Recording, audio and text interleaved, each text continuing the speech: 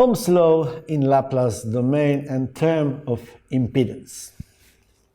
We already know the relationships relating current and voltage in Laplace domain for these three elements, coil, capacitor and resistor.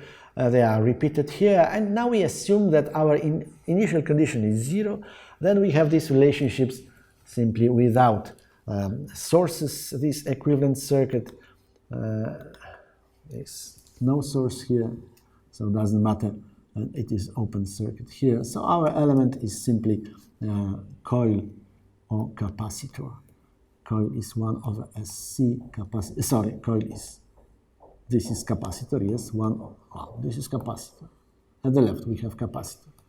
This is 1 over SC, and coil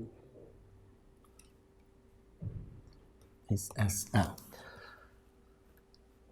It is repeated on this slide. So for capacitor we have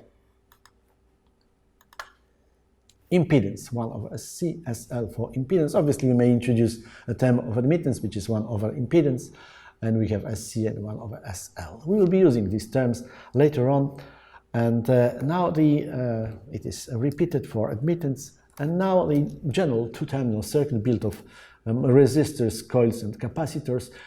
We may always find its equivalent impedance. Same way as we did for DC circuit built of resistors. Now we have impedances, before then we have resistances, now we have impedances. By series and parallel connection we may find the equivalent impedance. Obviously it is impossible to measure as impedance. Laplace impedance is just some function which is described in Laplace domain, which is a fictitious domain and cannot be, it is designated by circuit constants, and also it is some formula. It is a function of S. So for this exemplary two-terminal circuit built of resistor and then in parallel two energy storage elements, we have in series resistance, and then we have